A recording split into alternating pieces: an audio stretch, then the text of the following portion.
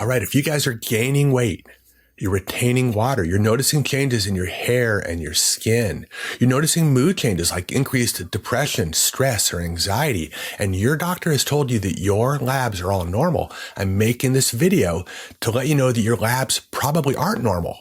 And what has happened is that your conventionally trained doctor simply hasn't done the right laboratory testing. And I'm talking to the folks that have even had a serum cortisol test measured by your doctor. Now, if you know, a serum cortisol test is one that's drawn from the blood, typically fasting at about 8 o'clock in the morning. But by the end of this video, you're going to understand why this is not a sufficient or adequate way to measure your cortisol.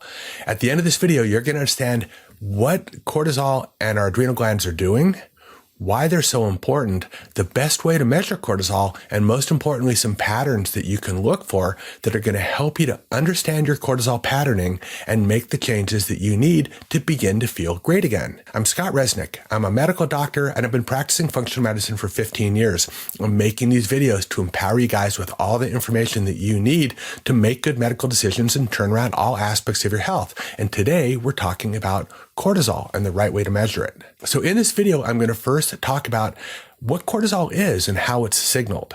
Understanding that, we're then going to go into the best way to measure cortisol. And I can tell you right now, this is a 4-part salivary cortisol test and not a serum cortisol test. And then in the third part of the video, we're going to go over some patterns that you need to look for that are going to help to explain some of your symptoms. Cortisol arguably is our most important hormone. In fact, I've gone so far as to say in the past that cortisol is the king of hormones because ultimately all the other hormonal systems in the body bow down to cortisol's instructions. Why is this? This is because cortisol's primary job is to keep our heart and our brain alive.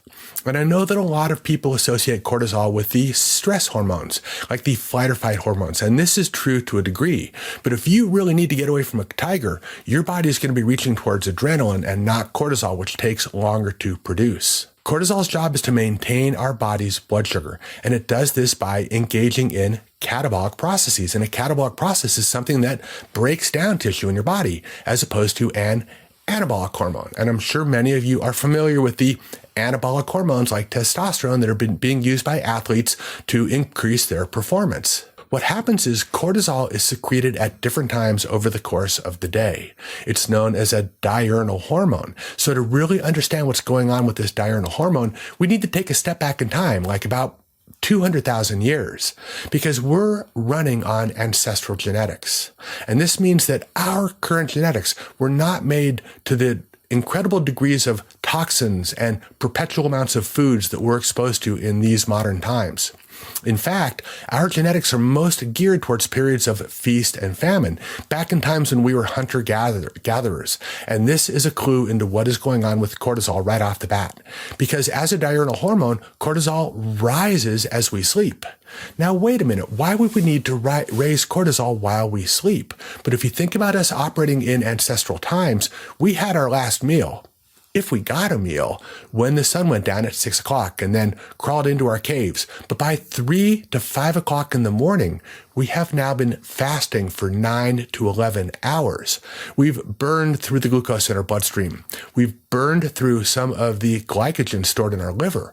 And by releasing cortisol, almost 8 times more the level is released during the daylight hours. In these nighttime hours, we're maintaining our blood sugar to keep our heart and brain alive while we sleep.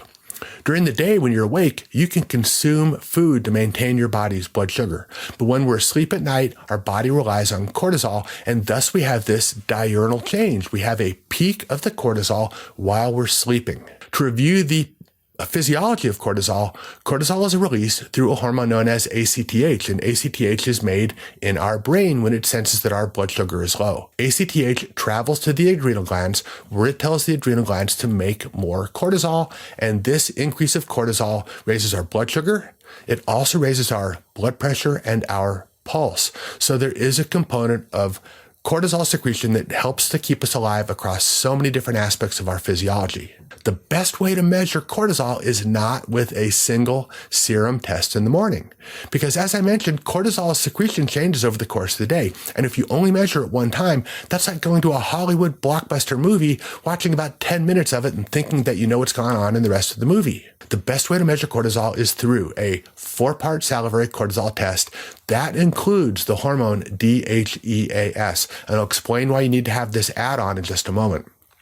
What the 4-part salivary cortisol test is going to help you to see is how your cortisol secretion changes over the course of the day, because this is the typical pattern. What happens is when we get into a high cortisol state in an acute or an alarm state, our cortisol and our DHEA are both elevated, and we can maintain these high levels for months or sometimes even years. But what happens is as time passes, we move away from an anabolic tissue building state, which is spearheaded by DHEAS, and we move towards more of a catabolic state. A catabolic state is where we break down our tissues to keep us alive. We break down our fat to liberate free fatty acids. We break down our muscles to liberate amino acids. We break down our bones to liberate minerals like magnesium and calcium. So what happens is, over a prolonged period of time, we first move away from the anabolic production. So in a 4-part salivary cortisol test, if you're in an acute stressor, expect to see high cortisol and high DHEAS.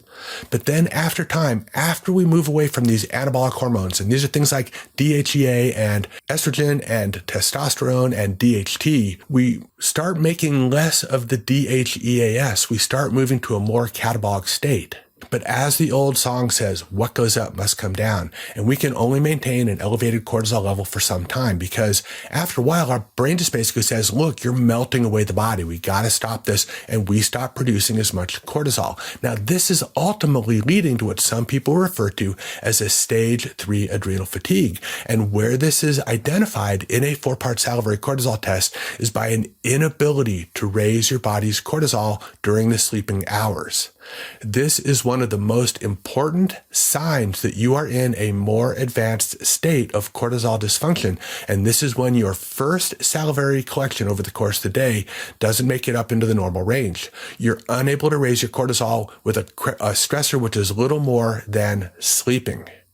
Now, some other patterns that you might look for in your 4-part salivary cortisol test are raises in the cortisol over the course of the day.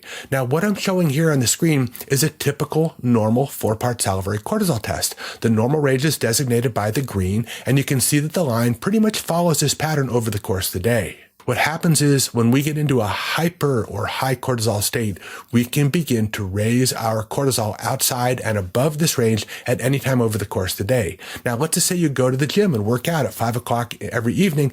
Don't be surprised if your cortisol goes up during this time frame. But what's interesting is that there are people who are in more advanced states of cortisol dysfunction, and they're still able to raise their cortisol before they go to sleep. And this is a really bad sign. This is this person who is tired and wired over the course of the day, and then, man, they wake up at 11 o'clock at night. They're like, why is it that I've been exhausted all day? It's time to go to bed, and now I'm wide awake. This is a pattern of a more advanced state of cortisol dysfunction. So in this video, we reviewed why cortisol is important, reviewed how it's signaled, and why you need to use a 4-part salivary cortisol test to really understand what's going on with your cortisol handling. If you guys want to know more about your overall health from a functional perspective, I'd encourage you to take my simple at-home functional health assessment. And this is available to you through a link in the description of this video. And this is a simple at-home test that lets you know your functional health with some at-home measurements along the health to wellness spectrum. All right, guys, I'm making these videos for you. Be sure to like, comment, and subscribe. As always, I will see you in another video, and take care.